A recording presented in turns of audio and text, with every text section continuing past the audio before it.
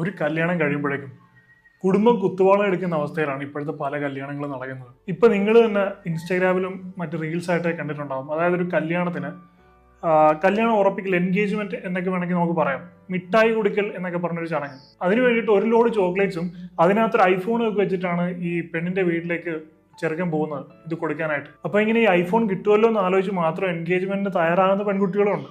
ഇതുകൊണ്ട് കഴിഞ്ഞില്ല. ഇനി കല്യാണം ആകുമ്പോൾ പഴയ പോലൊന്നും അല്ല. പണ്ടൊക്കെ ഒരു കല്യാണം എന്ന് പറഞ്ഞു കഴിഞ്ഞാൽ തലേ ദിവസം ഒരു ചെറിയൊരു ഫംഗ്ഷൻ ഉണ്ടാവും, പിറ്റേ ദിവസം കല്യാണം, പിന്നെ റിസപ്ഷൻ ഉണ്ടെങ്കിൽ ഉണ്ട്, ഇല്ലെങ്കിൽ ഇല്ല, അത്രേ ഉണ്ടായിരുന്നുള്ളൂ. പക്ഷെ ഇൻസ്റ്റാഗ്രാം ഒക്കെ ഒന്ന് സജീവമായി പിന്നെ മഞ്ഞ കല്യാണം, പച്ച കല്യാണം, നീല കല്യാണം, pool day, bride to be day, അതുപോലെ അറേബ്യൻ നൈറ്റ് എന്നൊക്കെ പറഞ്ഞ എന്തൊക്കെയോ ആഘോഷങ്ങളാണ്. ഈ തോന്നിയാസങ്ങളെല്ലാം കഴിഞ്ഞ് കല്യാണം കഴിഞ്ഞ് കഴിയുമ്പോൾ മിക്ക പെണ്ണിന്റെ വീട്ടുകാരുടെ കയ്യിലും ചെറുക്കന്റെ വീട്ടുകാരുടെ കയ്യിലും 5 പൈസ ഉണ്ടാവില്ല. ഉള്ളതെല്ലാം ഈ അനാവശ്യമായിട്ട് കല്യാണത്തിന് പൊടിച്ചു കളഞ്ഞിട്ടുണ്ടാവും.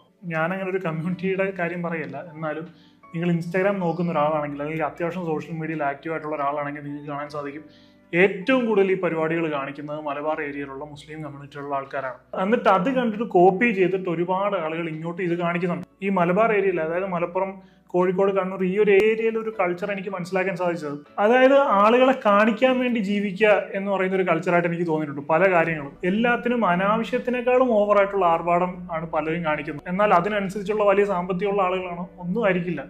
പലരും ലോണൊക്കെ എടുത്തിട്ടാണ് ഈ വക കോപ്രായങ്ങൾ കാണിക്കുന്നത്. ഒരു 10-18 വയസ്സാകുമ്പോൾ എങ്ങനെയെങ്കിലും ഗൾഫിലേക്ക് പോകും, അവിടെ ചെന്ന് കഷ്ടപ്പെട്ട് അടിമപ്പണി ചെയ്താലും പൈസ ഉണ്ടാകും. ആ പൈസ ഉണ്ടാക്കിയിട്ട് അതിങ്ങനെ വീട്ടിലേക്ക് അയക്കും. വീട്ടുകാർ ഇതെല്ലാം ഇങ്ങനെ അടിച്ചു പൊളിച്ച് അവർക്ക് ഈ പൈസയുടെ വില ഇത് ഉണ്ടാകുന്ന കഷ്ടപ്പാടൊന്നും അറിയില്ല. അവർ നോക്കും, ഉപ്പ ഗൾഫിലാണ്, നന്നായിട്ട് പൈസ ഉണ്ടാക്കുന്നുണ്ട്, പൈസ വരുന്നുണ്ട്, അവരിങ്ങനെ ആർഭാടത്തിന്റെ പുറത്ത് ആർഭാടമായിട്ട് ഇങ്ങനെ പോയിക്കൊണ്ടിരിക്കും. എന്നിട്ട് ഇതുപോലെയൊക്കെയുള്ള കല്യാണം വരുമ്പോൾ നല്ല പൈസയുള്ള ആൾക്കാർ ചെയ്യുന്നത് കണ്ടിട്ട് അത് കോപ്പി ചെയ്തിട്ട് ഇങ്ങനെ പച്ച കല്യാണം, മഞ്ഞ കല്യാണം, നീല കല്യാണം, haldi day, pool day, Arabian night, party day എന്നൊക്കെ പറഞ്ഞിട്ട് ഈ അധ്വാനിച്ചുണ്ടാക്കുന്ന പൈസയൊക്കെ ഇങ്ങനെ പൊടിച്ചു കളയാണ്. പൊടിച്ചു കളയെന്ന് പറഞ്ഞു കഴിഞ്ഞാൽ കാറ്റത്ത് പറത്തി വിടുന്ന പോലെ പൊടിച്ചു കളഞ്ഞോണ്ടിരിക്കുകയാണ്. ഒരു കല്യാണം കഴിയുമ്പോൾ പലരും 10, 20, 25 ലക്ഷം രൂപ കടക്കാരായി മാറുകയാണ്. കല്യാണം എന്ന് പറയുന്നത് എന്താണ്? ഒരു 2 പേരുടെ നല്ലൊരു ജീവിതം തുടങ്ങുക എന്നുള്ളതാണ് ഒരു കല്യാണം കൊണ്ട് ഉദ്ദേശിക്കുന്നത്. എന്നാൽ ഒരു കല്യാണം കഴിയുമ്പോൾ 2 കുടുംബങ്ങൾ സാമ്പത്തികമായിട്ട് നശിക്കുന്ന ഒരു അവസ്ഥയാണ് നമ്മൾ കാണുന്നത്. ഇപ്പൊ നമ്മൾ നോക്കുകയാണെങ്കിൽ, ഞാൻ നേരത്തെ പറഞ്ഞല്ലോ, ഈ പയ്യൻ ഐഫോണും ചോക്ലേറ്റ്സും ഒക്കെ വാങ്ങിച്ചുകൊണ്ട് പോകുമെന്ന് പറഞ്ഞല്ലോ. ഇപ്പൊ കൊടുക്കാൻ പറ്റിയ ഏറ്റവും കുറഞ്ഞൊരു ഐഫോൺ, ഒരു സാധാ ഐഫോൺ മോഡൽ എന്ന് പറഞ്ഞാൽ 50,000 രൂപ എന്നിരിക്കട്ടെ. പിന്നെ ഈ ചോക്ലേറ്റ്സ് എല്ലാം കൂടി ഒരു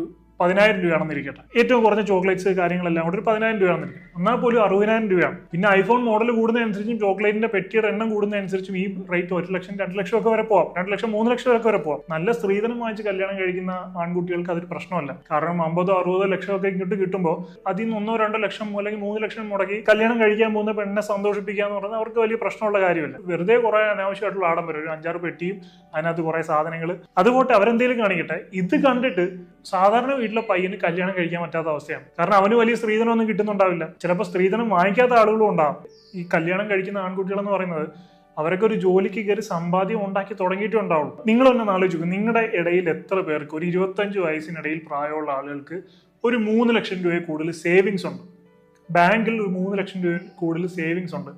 ഞാൻ പറയുന്നു 90% ആളുകൾക്കും കാണില്ല. 90% ആൺകുട്ടികളും ജീവിക്കുന്നത് പേ ചെക്ക് ടു പേ ചെക്ക് ആണ്. ഈ ഒരു ഏജ് ഗ്രൂപ്പിൽ അവർക്ക് കിട്ടുന്ന ഒരു സാലറി സ്കെയിൽ എന്ന് പറയുന്ന ഒരു 25,000 രൂപയൊക്കെ ആയിരിക്കും. ഈ കിട്ടുന്ന 25,000 അവർക്ക് ഒരു മാസം കഴിഞ്ഞുകൂടാൻ തികയില്ല എന്നുള്ളതാണ് ഏറ്റവും വലിയൊരു സത്യം എന്ന് പറയുന്നത്. അപ്പൊ അതുകൊണ്ട് എങ്ങനെയെങ്കിലുമൊക്കെ ഒന്ന് തട്ടിയും മുട്ടിയും ജീവിച്ചു പോകുന്ന ആളുകളാണ് ഈ ആൺകുട്ടികളെന്ന് പറയുന്നത്. ബേസിക് ആയിട്ടുള്ള കല്യാണത്തിന്റെ ചെലവിനായിട്ടുള്ള ലോൺ എടുക്കുന്ന ആളുകളും ഉണ്ട്. അപ്പൊ അങ്ങനെയുള്ള ആൺകുട്ടികൾക്ക് വലിയൊരു ബേർഡൻ ആണ് ഇങ്ങനെയുള്ള ഈ കുറെ ധൂർത്ത് പരിപാടികൾ എന്ന് പറയുന്നത്. ഈ നല്ല പൈസയുള്ള ആൾക്കാർ കാണിക്കുന്നത് കണ്ടിട്ട് ഇപ്പം സാധാരണ പെൺകുട്ടികൾക്കും അങ്ങനെയുള്ള ഡിമാൻഡാണ്. ഐഫോൺ കിട്ടണം, ചോക്ലേറ്റ് ബോക്സസ് കിട്ടണം. നല്ല പൈസയുള്ള ആളുകൾക്ക് ഈ 2 ലക്ഷം, 3 ലക്ഷം എന്ന് പറയുന്നത് അവർക്ക് നിസ്സാരമായിട്ടുള്ള പൈസയാണ്. ഒരു 25,000 രൂപ സാലറി കിട്ടുന്ന ഒരു ആൺകുട്ടിയെ സംബന്ധിച്ചിടത്തോളം അവന്റെ ഒരു വർഷത്തിലധികമുള്ള സാലറിയാണ് ഈ 2 ലക്ഷം രൂപ അല്ലെങ്കിൽ 3 ലക്ഷം രൂപ എന്ന് പറയുന്നത്. ഒരു വർഷം മുഴുവൻ അവൻ ജോലി ചെയ്ത് ആ കിട്ടുന്ന ശമ്പളത്തിൽ നിന്ന് 1 രൂപ പോലും എടുക്കാതിരുന്നാൽ മാത്രമാണ് അവന് ഈ ഒരു എമൗണ്ട് അറ്റൈൻ ചെയ്യാൻ സാധിക്കുന്നത്. നമ്മൾ എപ്പോഴും നമ്മുടെ സാമ്പത്തിക സ്ഥിതി മനസ്സിലാക്കി വേണം ജീവിക്കാൻ, അല്ലെ? ഇപ്പൊ അംബാനി കാണിക്കുന്ന പോലെ നമ്മൾ കാണിക്കാൻ ശ്രമിച്ചാൽ നടക്കുന്ന കാര്യമാണ്. അംബാനി അയാളുടെ മോന്റെ കല്യാണം നടത്തിയ 5,000 കോടി രൂപ മുടക്കിയിട്ടാന്ന് പറഞ്ഞാണ്.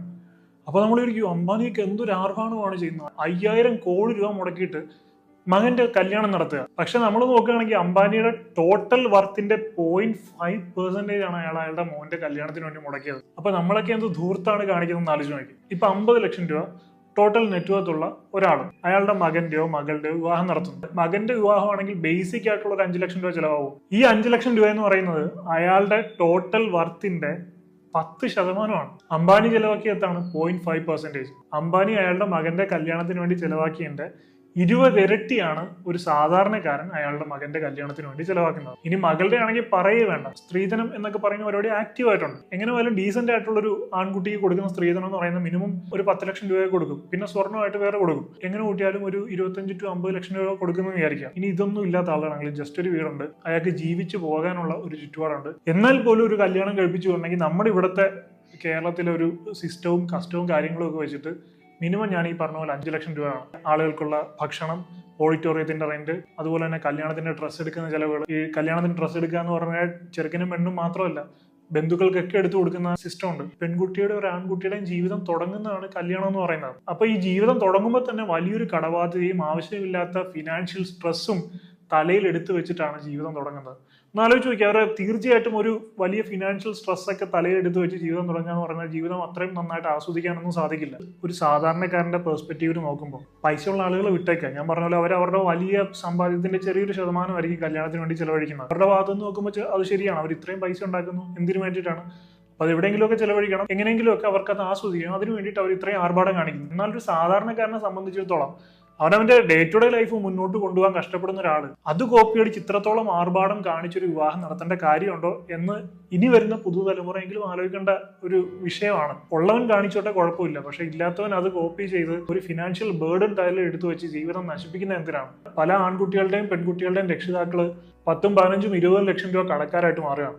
അവരവരുടെ നല്ല പ്രായം മുഴുവൻ കഷ്ടപ്പെട്ടു. അവരുടെ വാർദ്ധക്യം എന്ന് പറയുന്നത് അതെങ്കിലും അവർക്ക് വേണ്ടി ഒരു മാറ്റി വെക്കേണ്ട ഒരു സമയത്ത് അവർ ഈ വിവാഹം കഴിപ്പിച്ചു വിട്ട കടവും കൂടി തീർക്കാൻ വേണ്ടി ചെലവഴിക്കുക എന്ന് പറയുന്നത് അത് കുറച്ച് ബുദ്ധിമുട്ടാണ്. ഇപ്പോൾ ഒരു വീട് വെച്ചു, അതിന്റെ കടമുണ്ട്, അത് തീർക്കുക, ഓക്കെ, അത് ബേസിക് ആയിട്ടുള്ളൊരു നീഡാണ്. ഒരു ഷെൽട്ടർ എന്ന് പറയുന്ന ഒരു നമ്മുടെ ബേസിക് നീഡാണ്. അല്ലെങ്കിൽ അങ്ങനെ എന്തെങ്കിലും ബേസിക് ആയിട്ടുള്ള ആവശ്യത്തിന് വേണ്ടിയുള്ള കടമാണെങ്കിൽ അത് നമ്മുടെ ബേസിക് ആയിട്ടുള്ള നീഡാണ്, കുഴപ്പമില്ല.